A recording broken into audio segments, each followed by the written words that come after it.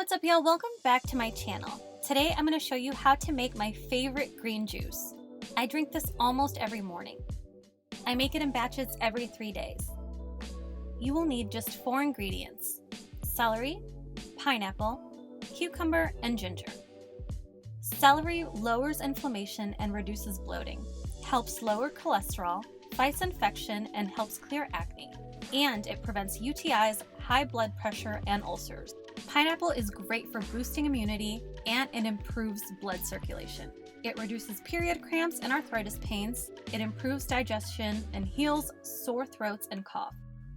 It also helps fight infection.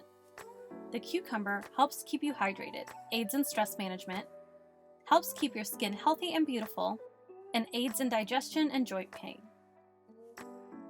Really no science to it, just put all your ingredients into your juicer. The best time to drink it is right then and there, which I do most of the times, but I also make it in batches to save time during the week. I hope you guys make it. It's so delicious and so refreshing, and it makes you feel so healthy. Don't forget to give this video a thumbs up and subscribe if you're new here.